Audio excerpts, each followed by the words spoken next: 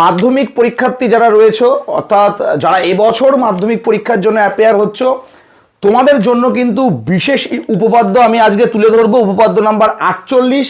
তোমাদের পাঠ্য বইতে চলে যাও, উপপাদ্য 48-এ যাও, স্টার মার্কিং দিয়ে রাখো। এই উপপাদ্যটা কিন্তু মোস্ট ইম্পর্টেন্স আমাদের আপকামিং পরীক্ষার জন্য। উপপাদ্য আগেই বলবো মুখস্থ নয়, বুঝে বুঝে করার চেষ্টা করো, তারপর দেখবে উপপাদ্যও একদম সোজা। তাই উপপাদ্যকে কঠিন মনে করবে না, উপপাদ্যকে ভয় পাবে না। উপপাদ্য কি করে করতে হয় সেটা আগে শেখো। উপপাদ্য হয়ে যাওয়ার পর উপপাদ্যের যে প্রয়োগগুলো থাকে সেই প্রয়োগগুলো করার চেষ্টা করবে, দেখবে একা একাই প্রয়োগগুলো করতে পারছো। আর একটা কথা বলি, পরীক্ষার হলে দেখবে একটা সমস্যা হবে, কোথায় একটু বলি।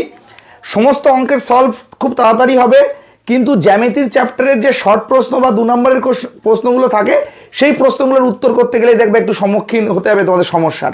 তাহলে এই সমস্যা থেকে যদি তোমাকে রেহাই পেতে হয় তাহলে কি করতে হবে, উপপাদ্যের অর্থাৎ থিওরামটাকে আগে ভালো করে বুঝতে হবে, নতুবা তুমি কিন্তু শর্ট কোয়েশ্চেন, শূন্যস্থান বলো, সত্য মিথ্যা বলো, অ্যান্সার করতে পারবে না। তো চলো আজকের উপপাদ্য নাম্বার 48টা একটু করি। কি বলেছে, যে কোনো সমকোণী ত্রিভুজের সমকৌণিক বিন্দু থেকে অতিভুজের উপর লম্ব অঙ্কন করলে ওই লম্বের উভয় পার্শ্বস্থিত ত্রিভুজদ্বয় সদৃশ এবং ওই ত্রিভুজগুলি প্রত্যেকে মূল ত্রিভুজের সঙ্গে সদৃশ। প্রত্যেকে হবে, এটা প্রত্যেকে মূল ত্রিভুজের সঙ্গে সদৃশ। তো এটা হলো আমাদের আজকে উপপাদ্য নাম্বার 48, সাধারণ নির্বাচন বলতে পারো এটা। আরেকবার তোমাদের জন্য ডিকটেট করছি, যে কোনো একটা সমকোণী ত্রিভুজ। তাহলে আমি মনে করি যে একটা সমকোণী ত্রিভুজ হলো এইরকম, এরকম মনে করো একটা সমকোণী ত্রিভুজ, এটা মনে করো একটা সমকোণী ত্রিভুজ, যার নাম দিলাম এ বি সি। আচ্ছা, সমকৌণিক বিন্দু থেকে অতিভুজের উপর, তাহলে আমি ধরে নিলাম এই 90 ডিগ্রি এ কোণটাকে 90 ডিগ্রি, তাহলে এটা 90 ডিগ্রি হলে বিসি হয়ে যাবে কি, অতিভুজ। তাহলে এই অতিভুজের উপর আমি একটা লম্ব অঙ্কন করলাম যার নাম দিলাম এডি। বোঝা গেল? তাহলে আবারও ওদের সাথে ম্যাচ করি, যে কোনো সমকোণী ত্রিভুজের সমকৌণিক বিন্দু থেকে অতিভুজের উপর লম্ব অঙ্কন করলে ওই লম্বের উভয় পার্শ্বস্থিত ত্রিভুজদ্বয় সদৃশ। তাহলে আমাদের ত্রিভুজটা ছিল এবিসি, যার সমকোণটা হলো এ কোণটা, অর্থাৎ এই যে এ কোণটা হলো 90 ডিগ্রি। তাহলে এই সমকৌণিক বিন্দু থেকে অতিভুজ 90 ডিগ্রি, সামনের বাহুটার নাম হয় অতিভুজ, তাহলে অতিভুজ হলো বিসি। তাহলে বিসির উপর একটি লম্ব অঙ্কন করা হলো এডি। মাথার মধ্যে ঢুকলো? তাহলে আমাদের এখন কি প্রমাণ করতে হবে, আমাদের প্রমাণ করতে হবে এই যে ত্রিভুজটা মূল ত্রিভুজের সাথে সদৃশ, আবার এর পাশে থাকা যে ত্রিভুজটা রয়েছে অর্থাৎ এই ত্রিভুজটা এটাও মূল ত্রিভুজের সাথে সদৃশ এবং এরা নিজেরাও পরস্পর সদৃশ। আজকে আমরা এটা কিন্তু প্রমাণ করব। বোঝা গেল?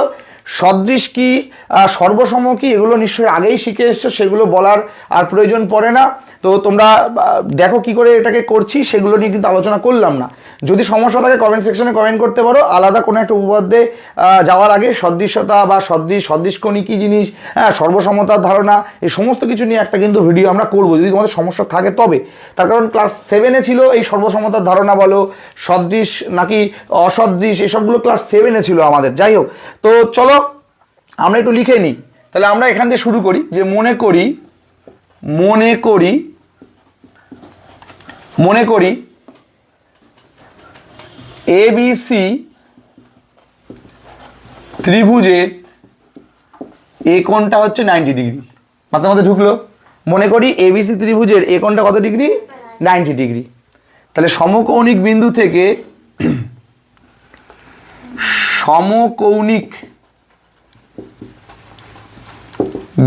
থেকে অতিভুজের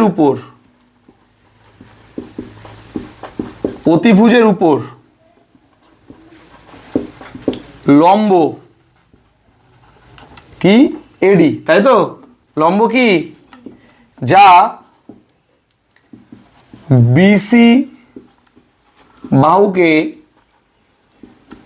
ডি বিন্দুতে কি করে, ছেদ করে। এডি লম্ব বিসি বাহুকে কি করলো, ডি বিন্দুতে ছেদ করলো। তাহলে আমাদের প্রমাণ করতে হবে আজকে। তাহলে প্রমাণ করতে হবে। তাহলে কি প্রমাণ করতে হবে? আজকে নাম্বার 1 প্রমাণ, যে ত্রিভুজ ডিবিএ সদৃশ ত্রিভুজ এবিসি। বোঝা গেল? আজকে 1 নম্বর প্রমাণ কি আছে, এই যে ছোট ত্রিভুজটা ডিবিএ কার সাথে সদৃশ? ত্রিভুজ এবিসির সাথে সদৃশ। আজকে 2 নম্বর প্রমাণ, ত্রিভুজ ডিসিএ সদৃশ ত্রিভুজ এবিসি। আর আজকে শেষ প্রমাণ, ত্রিভুজ ডিবিএ মানে এই ত্রিভুজটা সদৃশ ত্রিভুজ ডিসিএ। ব্যাস, আজকে আমাদের এই 3টে প্রমাণ করতে হবে। অনেকে এই 3টে প্রমাণ দেখেই ভয় পায়, কিছু নেই, এর কোনো ভূত না যে ভয় দেবে তোমাকে, ঠিক আছে? তো একদম ইজি জিনিস, একটু আমি বুঝিয়ে দিলেই হয়ে যাচ্ছে। চলো আমরা এবার ডাইরেক্ট প্রমাণে চলে যাই। ওকে, সবাই রেডি? আমরা প্রমাণে চলে যাচ্ছি। প্রমাণ।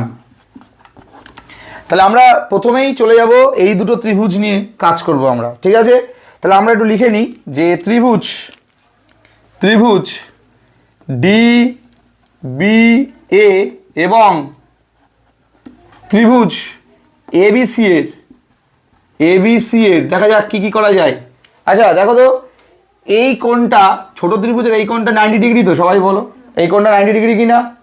তাহলে আমি এখন এটা আলাদা একটা কালি দিয়ে মার্ক করি, তাহলে তোমাদের বুঝতে সুবিধা হবে। তাহলে দেখো এই কোণটা ছোট ত্রিভুজের 90 ডিগ্রি। তাহলে আমি বলতে পারি যে কোণ বিডিএ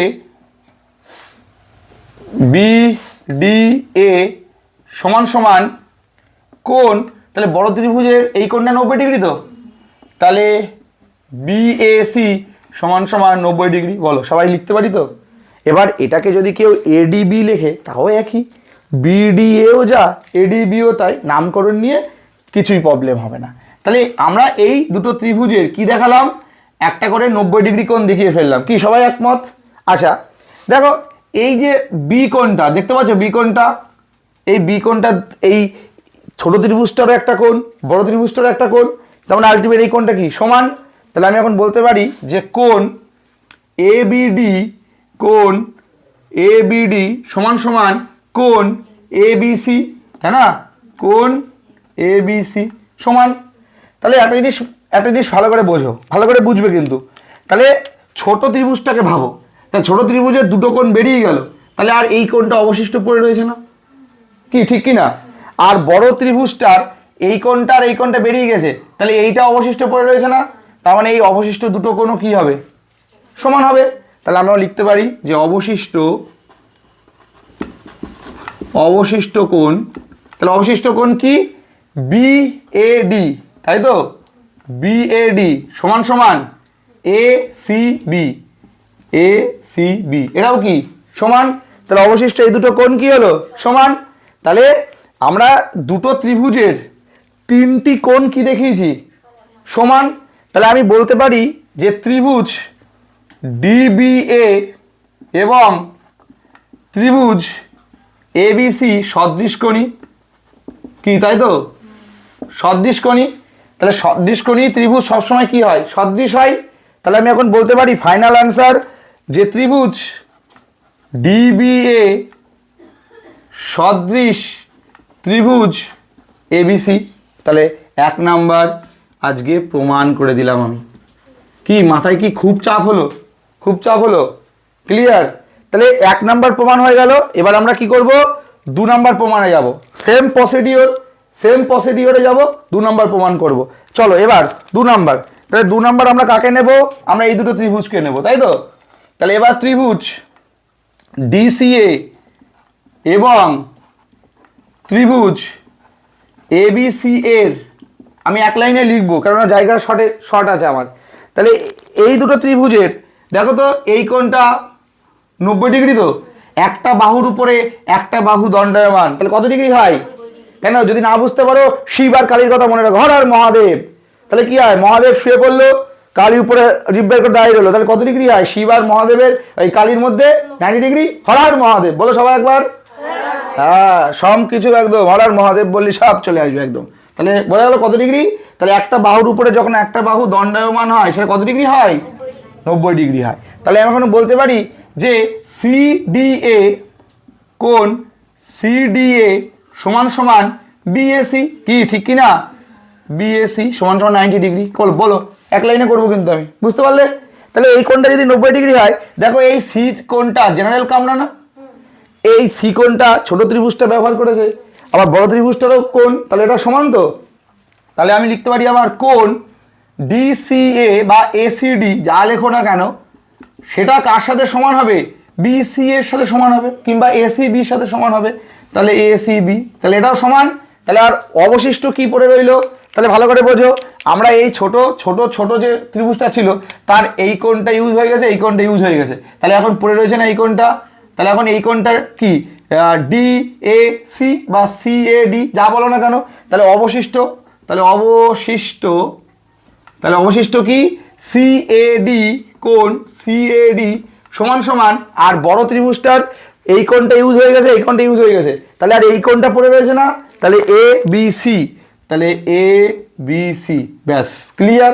তাহলে আমি এখন বলতে পারি যে ত্রিভুজ ডিসিএ এবং ত্রিভুজ এবিসি সদৃশ কোণী, তাহলে আলটিমেট এরা কি হবে, সদৃশ হবে। তাহলে আমরা লিখে দিতে পারি, আমি কিন্তু এখানে লিখছি লাইনের শর্টের জন্য, ডিসিএ ত্রিভুজ ডিসিএ সদৃশ কি হলো ত্রিভুজ এবিসি, তাই তো, ত্রিভুজ এবিসি, ক্লিয়ার। তাহলে এটা আমাদের গেল 2 নং প্রমাণ, এটা আমাদের 2 নং প্রমাণিত হয়ে গেল, প্রমাণিত, ব্যাস। তাহলে 1 নং 2 নং প্রমাণ হয়ে গেলে 3 নং তো ফ্রিতে চলে আসবে।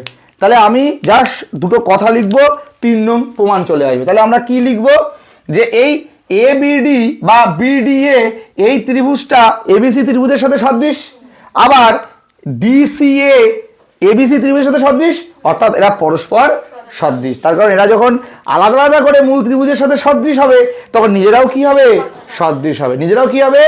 তাহলে আমি শুধু এই কথাটাকে লিখবো যে ত্রিভুজ ডিবিএ সদৃশ ত্রিভুজ এবিসি, তাই তো, এবং ত্রিভুজ ডিসিএ সদৃশ ত্রিভুজ এবিসি। সুতরাং এরা যেহেতু উভয় মূল ত্রিভুজের সাথে সদৃশ, তাহলে এরা পরস্পর সদৃশ।